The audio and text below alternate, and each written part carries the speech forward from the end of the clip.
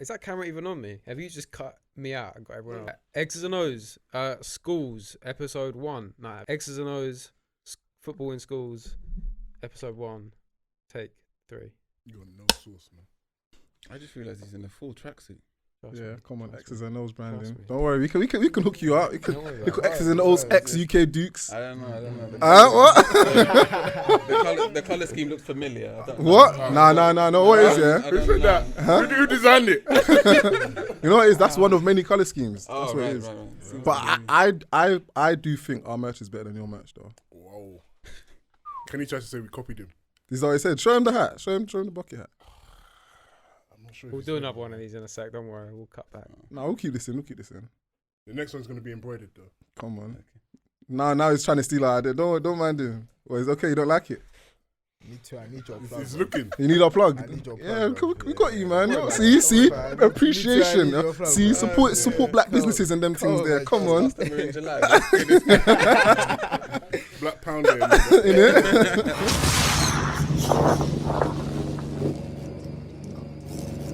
Yo, welcome back to another episode of the X's and O's podcast. It's your boy, Mr. Selenkay.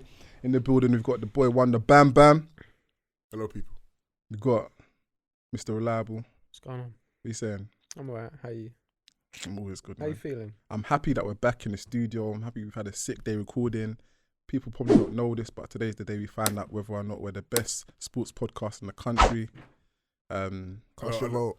We don't need Vote's done, accolades, man. But We and don't need- just to we be don't fair, need the fact that we were accolades. nominated is good enough for We me. don't Do you know need what I mean? accolades. Our sources forever. Okay, I'll I take do. it. So, you know, I'll take it. still want to win. In the building, we've got two special guests. One being the second biggest Britball influencer in the country. Kenny, I say second because obviously X is an also the world baby. Two is the new one. Tap 2, not 2. And got probably one of the best up and coming. I say up and coming because I've only recently heard about him, but one of the best up and coming coaches in the country, in Coach XL. Appreciate that, guys. Thanks for having me. No Come down problem. to XL, bring your kids. Let's ball out, man. Let's change the game. What about adults? Why just kids? Oh, nah, adults as well, man. We're out here, man. Yeah. Like players, we've got a couple O's play. One O's player came down. Yeah, I saw that still. Yeah, KD, I think. Yeah, it was. KD. Yeah. Blitz. What the price is saying though? Listen, man. You talk to me, and I got you. You got me, yeah. Listen, This talk guy to he said me. on camera. he said he got us, man. Rookie, you gotta go media training, bro. You know, Kenny's like, you don't answer no don't let them questions. get you. For those that don't know who you are, then Coach XL, because everyone knows who Kenny Bello is, Mr. UK Dukes. But for those that don't know who you are, what's your sort of background when it comes to Britball? So I started playing blitz ball when I was 10 No or way. 11. Like, yeah, my brother he played for the other team, the Warriors. He was before it was called Cobras. Yeah. And then I remember growing up watching him. He was he won Britball in like 08, won MVP in the game. So I was like, yeah. Who's your brother? Kwabena, Oteng. So he's old school. Okay, 08, I know the name to be fair. Yeah. Yeah. So I was like, when I grow up, I gotta be better than this guy. You know what I'm saying? So Yeah. obviously I played flag or whatever. I was doing well. Played one year of contact, 5-on-5 or 5-on-5 or 7-on-7. So when you were like 17, 16? Nah, I was 14 Oh wow. when I did Okay. it. Yeah. Yeah, And probably then 5-on-5 at the time. yeah, 5-on-5. Yeah, and then so my brother used to come down and record or whatever. Made a little highlight film, sent it off.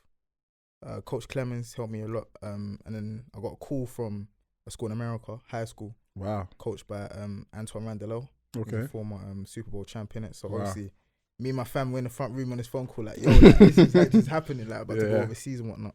Was that the plan? Was the plan to go overseas? The plan was always to go overseas. Okay. Yeah. So I went to high school there, whatever. We're playing what position? Corner, Okay. yeah. Slightly shorter corner, but still got the job done. And then, boom, played in high school, made all state, No way. and then got a scholarship offer to Ave Maria. Wow. Played there, came back. Nah, I coached the kids, man. Was the plan to go NFL, or was it just a case of taking it as far as you could go? The plan was to go to the NFL, but injuries and I kind of fell out of love with the game as well. Is it because it turned into a job? Because I hear a lot of people say that when. Yeah. So I got literally the timetable for camp in college was a madness. 5 a.m. wake ups, and then you go have your breakfast at 5:15, work out 5:30, 5:45, then a meeting, then you got your first practice. Because in the Floridian heat, you have to train before it gets hot. You feel me? So we're out there before 9 o'clock training. Boom, come back in the shower. Eat lunch. Meeting, another training session. Mad. Come back, break down meetings. Freshmen split up and do whatever. Like, how did you fit school and education around that? Did it become natural, or? Yeah, it becomes, once you get into the routine, it's all good. Do you know what I'm saying? But that first, being a freshman and first going out there, you're like, whoa, like, what's going on? Scary. Even the high school jump was crazy. Like, whoa, like, I'm playing ball every single day after school. I got a game on Saturday. Sunday's the only day I get to rest. Do you know what I'm saying? So coming from, I'm training once every Sunday. Yeah. The jump was, I was out there my first year getting cooked, and I thought, you know what? I thought I was the man here. But when you go over there, it's a real reality check. So, and the kids gotta just stay humble, man, and just realize that jump it's a lot harder than it is, you know. If you don't mind my asking, sorry, what did you study, or how does it work, like education wise, or in terms of school out there? So it's high school. So literally, you got maths and whatever, maths, English, your chosen subjects, and GPA is a bit different. So like here, maybe your homework doesn't count, so like you can get away with not doing your homework. But if you don't do your homework there, it's going towards your actual grade. Wow. So literally, you have to stay on top of your books as well. Yeah. That's one thing that I preach very hard to the kids as well, because without the books, forget about your college dreams. Like one player on my team, I won't say he was defo D1 bound, but his grades weren't the best. So wow. And that's a real story. It's not a joke, man. He's probably one of many as well. Do you know what I'm saying? Like, you just got to take the school thing serious, and it can affect your playing time as well. Like, coaches are very strict and ball out there. If you don't do well, I'm lucky I had a good support system that made sure that because everyone has a guidance counselor, which is a good thing in the US as well. So whenever you're struggling with work and they know you're on a football team, maybe, you know, they can talk to your teachers, like, slow it down for him, all of this. So I was very lucky and I had that. So the transition, schoolwork, because I've always been like good in school as well. So yeah, man, the transition was a lot easier with the support I had as well. What was like college like on a day to day? Is it true what you see that you play for the football team, so girls are flocking, or you get special love from members of staff? Media training. I always say I went to a very small school in it. Literally, I think there was about 900 people there. Wow. Because it wasn't one of these big, do you know what I'm saying? So I was comfy with my little humble, you get me? So did you get like special treatment from like your teachers because you was in the football team or anything like that? Nah, man, it's just another.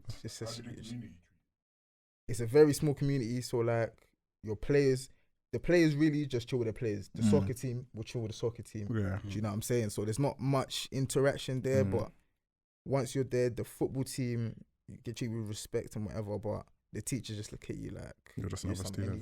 Do you know what I'm saying? Like, no one gets no special treatment. Yeah. And then Saturday Night Lights, what was that like? Was it not even just Saturday football, like playing in front of, I don't know, the stadium was like it over was there, good, but man. It was fun.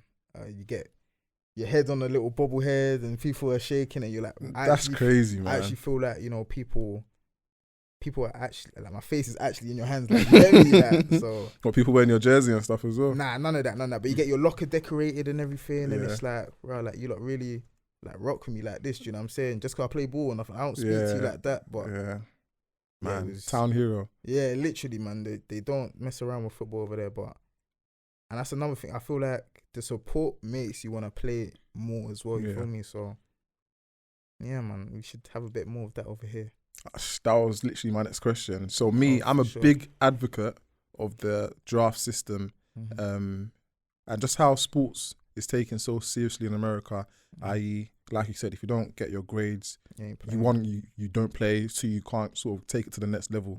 And majority of people that actually play in the NFL have got some form of degree, unless they've applied to go to the NFL early. And even then, your team will ensure or try to ensure that you can still get a degree whilst also playing as well. So I'm a massive fan of the system over there. Do you think that could potentially work over here, or is it a thing where we're set in stone? The UK is the UK. Just forget about any form of draft.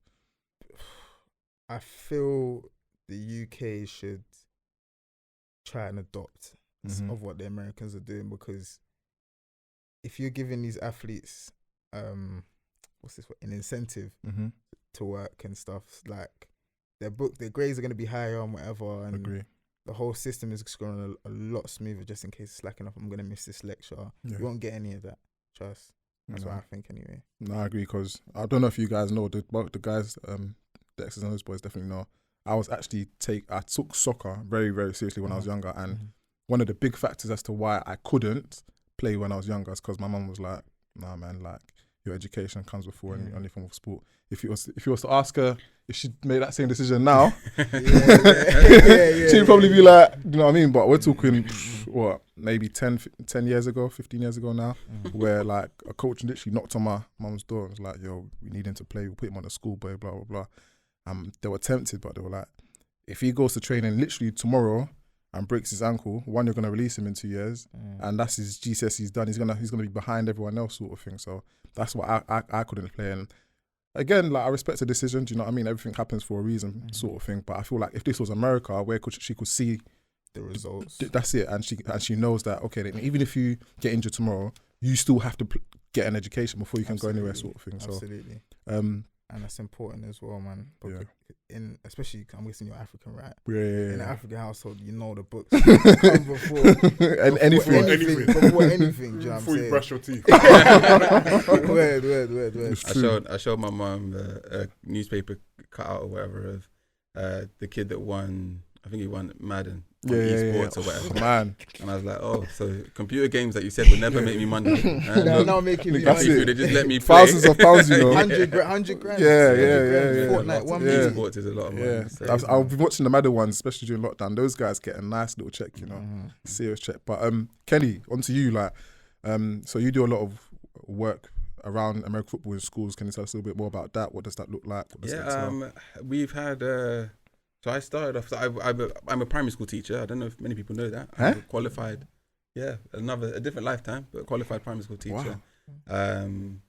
But putting it nicely, the paperwork wasn't really for me. Yeah. There was a lot of, in all honesty, teachers are asked to do a lot that I just felt wasn't specifically for the kids. So we're after lesson plans and marking, and also someone from Ofsted can come in and say you're a good teacher, whereas how are you actually helping these children, not just in like maths and literacy, but in life, to be better people, to be good solid members of their societies, you know. So when I left teaching, I set up a company way back when that was taking American football, flag football, into schools. UK Dukes, or was that? This is way before that. Anyone that will know starting old, a business. Say again? I said you're old, man. No. I'm travelled. I do a lot very quickly. That's what it is. No. So I set up, anyone that just knows setting up a business, starting a business, especially in schools. Yeah. Schools work by word of mouth, so to get into one is difficult, and then that one might link you to two more. Yeah. So it started to kind of grow. I often say I was lucky or fortunate. I was also like really good at what I did, and NFL UK picked me up. This is going back to 2015 now, and I ran their youth and community outreach. So that part of that was a schools program. We tried to get into 50 schools and just all in London. Kind of that was the Play 60 stuff that you did, didn't it? Initially, so I started off as that. That's grown from there, and you know they're kind of doing what they're doing now. UK Dukes itself started off as more just trick shots and stuff like that. And it stemmed from the fact that when the kids were in a structured practice situation, they knew what to do. I'd be in a school, we got practice, they knew. Formula lines, we're running hooks, hitches, but they knew all that stuff. But leave them a ball at playtime, lunchtime. You're looking out the window, you're seeing. See a madness. And then someone will go, have it, and the ball goes, you know. So they didn't really know what to do, just me and you, we got a football. So that's what the very first video we ever filmed, it was like, throwing the ball into a hoop. You're in a playground, you know, like in ends, concrete playground. That's where the one-handed catches kind of started from, and all that stuff. And then it kind of grew to a place where I was like, let's build this brand. Let's not make it it's a schools thing, or it's a trick shots video, or it's a whatever. But let's just build a brand that is, people know it's quality, people know it's fun, people know it's American football. Yeah. I should write that down. You know, That's a good motto. That was nice. Thank you, copyright that now.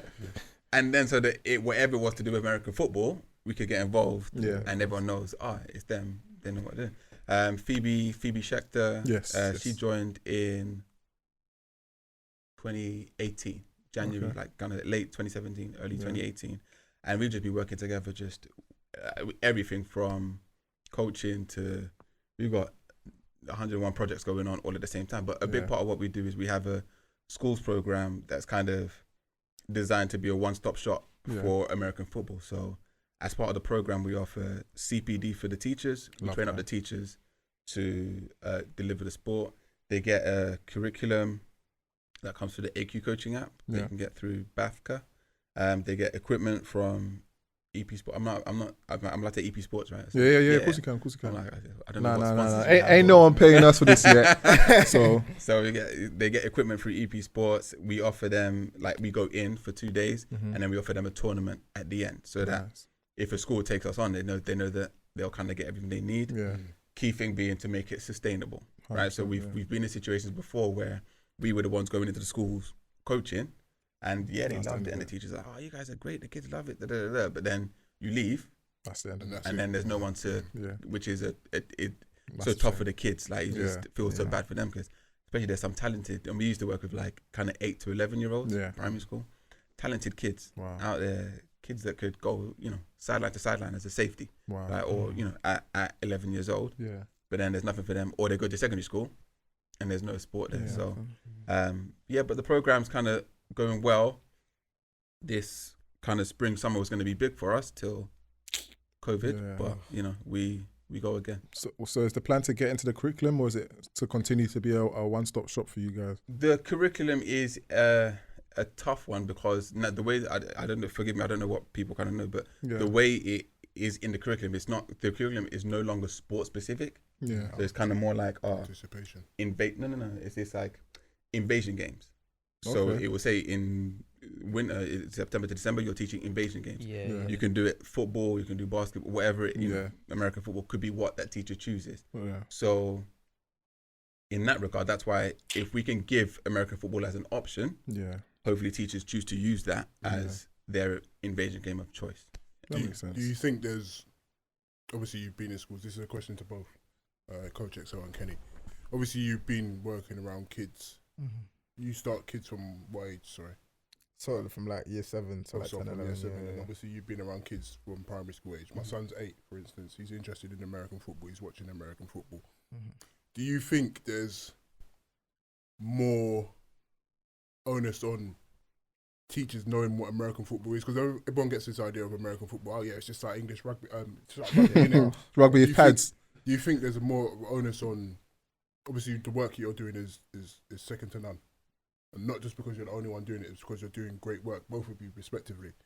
Do you think there's a more onus on teachers, on you educating teachers what American football is to get into schools, or do you think it's more of a fact that we can do our work, and once we've done our work, that's okay? We definitely need to be more proactive as well. Obviously, getting into schools is quite difficult. I can't speak for you, but very, very difficult. For me, it's very difficult. But like the teachers as well, we try and educate the teachers, but they need to want to apply it as well. So I went into a school in Northwest London, did a couple sessions with it. The kids were great, kept getting emails like, yo, like, when you come back, and parents were like, we want to come down. And then I would liaise with the school guy, and he'd just be like, we can't have you down anymore. And I'm just like, what are these kids going to do? Tell them to come down to the session that I do on the weekends, but then COVID hit. So right now, I guess they're just stranded with nothing. I think that's the key. I think you've got to be able to get in there to kind of plant that seed or give them that bug kind of thing. Choice of words.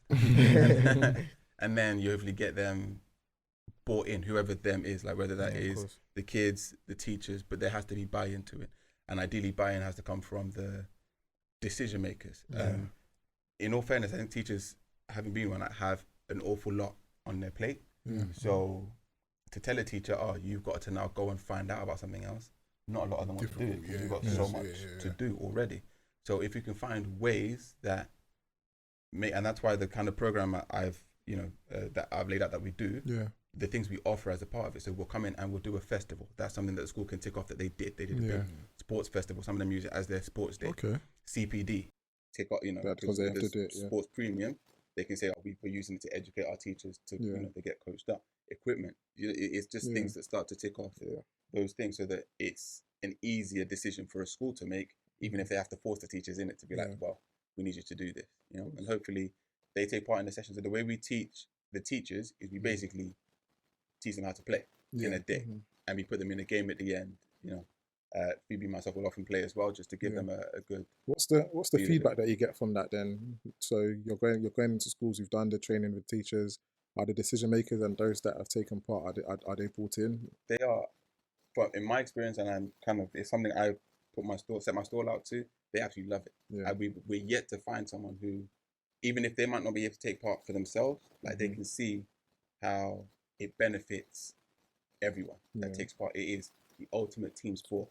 You can be the best at throwing and catching, but you can't throw it to yourself. So you got to work out, and it's great for those kids, so that people have found that. Bear in mind, the kids don't know us from Adam. We come in, and my favorite is always the ones.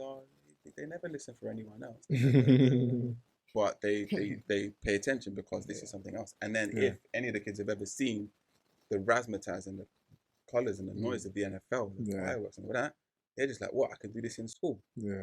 And that's one thing I thought, because obviously they pitch the idea is I think the biggest thing before even getting them to put like lace up some boots or whatever. But once you go in with the school and you do like a presentation and you just play like a college highlight reel, they go absolutely crazy.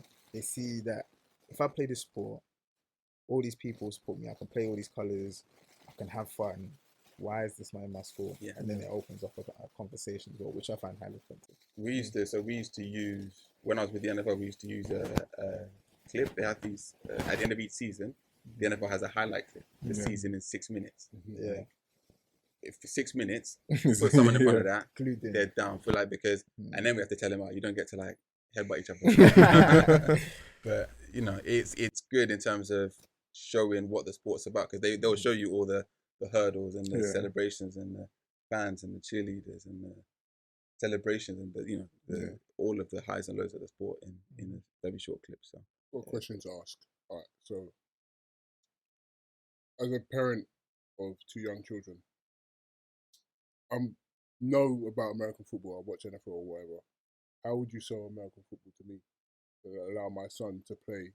Because if I'm watching football, I'm looking at concussions. I'm looking at all the injuries that can happen and whatnot. I know most of the stuff that you do in school would be flag. But obviously injuries could still happen from there. Yeah. Maybe not with the concussions and stuff, but breaking legs, ankles, whatever. Yeah. How would you sell, both of you, start with Kenny, how would you sell American football to a parent who not necessarily doesn't want their child to play, but has reservations. The reservation. Yeah, and that's fair, and that's a very normal thing. As I said, the first thing that we kind of set out is in terms of teaching your kid about the ultimate team sport. We said, right, how do we make them able to play with their friends and problem solve and leadership and communication? All those soft skills are prevalent within the sport naturally. So here's a sport that it's not just Johnny's the best at football, but my kid has to go well, and it's the Johnny show as well. So this is a sport that they get to participate in fully and be members within. Injuries are unfortunate, but they're a part of physical activity, not even just sport. You could be coming down your stairs in the morning. Yeah, it's true. These days, that handies aren't what they used to be. So it's a risk, but safety is a priority. Yeah. Ultimately for everyone, whether it's contact, whether it's even with there's the history of concussions that we all know about, but a lot of what we are working on as coaches, a lot of what the manufacturing companies are working on is how to make the game safer for everyone. And we're in a place now where it is a lot safer. I would say it's by and large safe. A lot safer, Another question I have for both of you as well. The youngest you can play kitted football in this country is like 14 because of insurance reasons. Obviously, the younger you start, the better. So what I want to know is, there you go. What I want to know is, what age would you say that kids should start kitting up and start playing contact football? clarify? Sorry, can you clarify for me, please? The younger you start playing, the better. The younger you start playing what? Football. Like the younger you start playing the sport, learning because like when I first came down to a session, I'd watched a few NFL games, but I didn't know what was going on. Just a lot of people running around. You forgive me. This might do my That's question. right. Yeah, do it. Can you do your learning? Can you learn the sport without pads? Yeah. Yeah. So if pads aren't necessary, Mm. I think there are a lot of coaches who are leaning towards the aspect of we don't need helmets and shoulder pads till later on, even later than 14. Some aren't doing it till 15, 16 because you can teach the fundamentals, you can teach the techniques, you can teach the movements without the risk with the in the pads, you know. So personally for me, and I've got a 4-year-old girl myself who I would love to play football if she wants to do it. If she said she wanted to play contact, well, that's fine. But I would need to make sure she was able to do it safely. So I wouldn't specifically put an age on it, right? Because I think it's down to the coach to make sure they're in a place to do it in a safe space. Having said that, I don't see any reason why I would need her to be in pads before she was 16, 17, if she wanted, personally. Okay. I think that question comes from because a lot of the time when someone wins the Super Bowl, you hear stories, I've been playing ball since I was 4 in Pee Wee League, and we've seen Pee Wee League, these guys are 3-4 years old and they're in pads, and we see some highlight clips of some little kids, toddlers wiping out running back. So I guess that's where. How many of them make it to that position in the NFL? I don't know, but we do hear those stories of people saying, "Oh yeah, like, I've been playing since." I've been playing since. But yeah, go on. You were saying. Yeah, those kids, they have an advantage. They're more likely. I'd probably say more likely, I suppose, because they have that experience. Yeah. I think we should be kitting up very early, in like 8 years old.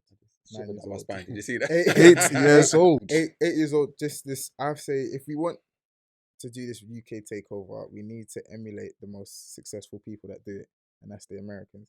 And if they do it at a young age, we should too. Because in terms of safety and injury, that can happen to me at 25 years old, or to me at 11 years old, or anything. But it's about teaching the kids the proper mechanics. You know, keeping your head up when you tackle, wrapping up. If kids go to school, they're good learners. Obviously, not all adults are great learners. Not all kids are great learners. There's going to be a few bumps and hiccups in the road, but I think the earlier you start, man, like you said, the better and the more success I personally think we'll have, because a 16-year-old with immense talent should not have only just picked up the game. Because one, he's hindering his success and where he can take it, because the opportunity in the UK, let's face it, it's not. So what are your thoughts on what Kenny said about you not having to have pads on to be able to take your head out of a tackle, or to be able to learn how to form tackle well? I think if your goal is the pros and college football, they play with helmets. So I feel like you should learn what they're doing as well. That's so to the point, so you think you have to learn in pads how to tackle from 100%. That's a fair point. I think both of them are fair points, because you know there's a very distinct physicality to this game. I remember when I came into it, I've said before, I thought it was rugby with pads until so I thought, like, you know, I came down, I got clattered like Adele. I was like, okay, this is different. This is a different sport. So I think while the younger you start, the better with pads and stuff, you get used to physicality. On the other hand, I was talking to a coach recently on a Zoom call in America, and he was talking about which is something I didn't consider before. They were talking about you know, what age you take players. He's a CFL coach now, so what age you take players. He said the European players, they open up the age range a bit more, so they take some older European players because there's less wear and tear. He said there's some US colleges in particular, I'm not going to name them, not that they listen to this anyway, but there's some that they are very wary about recruiting from, because all they do is hitting. They've got old school coaches that go helmet to helmet, like contact all the time, all day, and the players come out and they're all roughed up and bruised. They get like maybe one season out of them, and then that's it. And to your point earlier, you said kind of you could get injured at 11, you could get injured at 25. Two quick things on that. Like, first of all, if you've had 1,000 reps from 11 to 18, you're kind of 1,000 reps in. Whereas if your 1,000 reps started when you were 16, those reps will take you ideally longer into the into your career. into the field. I was going to say was that... it's gone. Apologies. Yeah, in terms of that, like I was playing non padded for about 5 years, and I probably had more injuries then than I had in pads. But it did carry over. My body was finished by the time I was like 18, but like, I mean, it happens. But that's just me. There's a lot of athletes that have been playing with young, peak physical condition. Yeah. There's luck of the draw a bit, nutrition, knowing your body right as well, but you can't be afraid to take that risk over fears that, you know, you're gonna rub yourself out before your time. You know? My other question was going to be, and I remember that, Danny, was after that first time you got clattered, Yeah.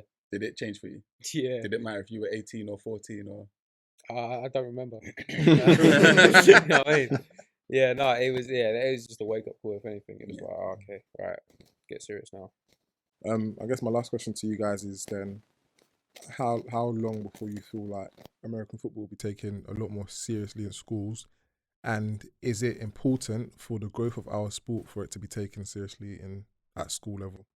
Can I add to that? Yeah. Because we have basketball, and I would say basketball is in a worse position in the UK than American football is. If we're looking at the BBL and BAFA, so how do you think that implementing American football into the school curriculum would be a bonus for us members and fans of American football? How do you think that is going to affect or make, as you said, better football players?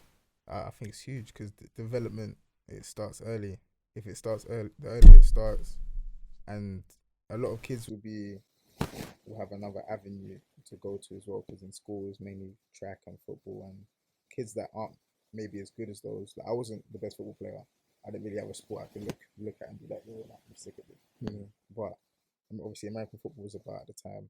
I feel like kids like that in betweeners like will have a chance as well. And I feel like it'd be a massive success if ball came into schools.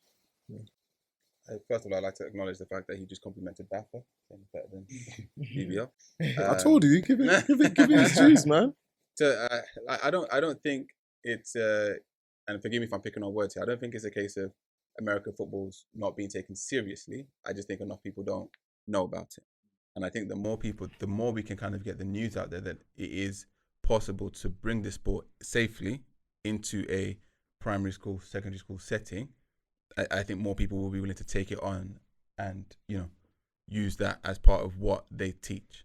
But I feel like enough people know, because if Wembley Stadium is packed out every time, people know NFL's there. They don't know you can do it in school. Fair. One of the issues we have is we say, oh, we do American football in schools, and then like helmet, shoulder pads. You talk to a school in London. Playground is smaller than the space we've got here. It's all concrete. Where do you want to do that? So then you have to show them that no, actually it's flags, it's non-contact, then you end up saying like, oh, it's like touch rugby. But at least it kind of shows them that it's safe, it's for kids, it's you know, the element. So the more, if we can get that news out there in a big way, so things like talking about where there's this kind of up and down about Olympics 2028, if that kind of news comes out to say this is a version of the sport that is widely available. There are a lot of NFL fans that don't know. There's the number of times, and I've been doing this for years. Oh, you play here? How many posts have we done? And someone's telling me, oh, kids can play in the UK. Yeah. You know? So I think if we can get the education out there, it would be really good. Really good. And what's your thoughts on the draft system? I know I asked you already, Coach. So what's your thought on? I love the draft system and its focus on education. It's one of the things I did some research way back about. Is it something that, like, looking at the Premiership? Yeah, exactly. That's what I'm saying. So, like, could we? It's some things are very, for want of a better words, they're very long in the tooth, right? So, I think sometimes, too often, we look at trying to replicate something else, as opposed to finding our own way. Yeah. Based on where you're starting from, right? I can watch Michael Jordan play and try to replicate, but I am not 6'6" or whatever he is. I haven't got limbs. I can't touch my knees when I'm standing up. But how can I kind of take some of what he does and apply it to myself? So in that same vein, like, NFL's doing great stuff.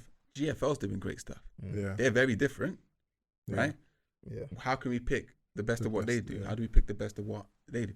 The NFL is a marketing giant, Man. right? First and foremost, before the football. Yeah. Because if they couldn't market it, no one would watch them play. Yeah. That's a exaggeration, but you No, get what I'm saying. yeah, So how can we take that element of marketing? Well, first of all, you have to have a product yeah. to market, a product that looks good, that people are willing to give their time to spend and support, and so on and so forth. So is this you saying that Britball's not? I didn't say. That's what I'm asking. Is this you saying that Britball is not the finished product, or is not a product of quality yet? When's the last time you saw a game where 2 players on the same team had 2 different coloured helmets on? 2 different coloured helmets on. Probably the final. Ooh. Right. Yeah. That is not a finished product. You have to be able to look at something and say they at least look uniform. As an example, I'm trying to give an example. Yeah, no, I'm with you. Things like, do you have, and it's a process. I'm Yeah, not trying to say everyone 100%, should be there now. yeah. Went up to a game, Staffordshire Surge were playing. They must have had a good 200, 300 people on the sideline, kind of all friends and family. It was a vibe, it was really nice. Yeah. But everyone is sat on a grass bank. Yeah. But they were willing to do that. It was a nice day. The kids are there running up and down. Someone, get back, kids, or whatever. But how much better could that be? And that is not a slight on them. I hope that, yeah. How much better if they had stands? Yeah. If they had an entry system where people paid to get in, Yeah. as an example. I'm not saying that's what it has to be, but they're just things that start to. I think what you're saying stems back to my point of there needs to be a standard in Britball, and everyone that plays the Premiership level has to have. I don't like a the way standard. Selenkay tries to take what I say. No, because how long have we been saying this? To be fair, How long have we been saying we've this? spoken about this, and it's what you're saying is kind of you're kind of singing to the choir, because I believe everyone in this room kind of knows that, but we need to get the awareness out to much more people, and it's not even people that like NFL. It's people that need to know that British American football exists. Because it's easy to say, yeah, we get 100,000 people filling up Wembley, filling up Tottenham. That's fine, but they're NFL fans. And I'm sure if we went to 90% of them and said to you, oh, we play football here, we're like, get out of here, man. You don't know what you're talking about. So it's getting the awareness out to them people. And as you said, yes, there should be a standard. We need to That's help what Kenny ourselves. said. And it's funny that Kenny's saying it now, and we've all said it. We've been preaching it. We've all said it for the past 2 years. That So Kenny, tell your team, everyone in the Premiership, there needs to have some form of stands, a home ground, or even if it's not stands, they need to have a home ground that they can call their own, that they can invite friends and family, little things like that. My same thing I always preach, it's time. It's a process. It won't happen like that, because all those things at the very end of the day cost money, and the money's got to come from somewhere. Right? Yeah. So, This I understand you, and I'm not comparing it to past battle teams, but this word time can potentially kill. Can potentially kill battle. Why not do that? All right, cool. Well, anyways, thank you very much again, guys. It's been another dope episode. If you haven't already, listen back to all the other X's and O's episodes, and follow us on all the socials at X's and O's team. Peace.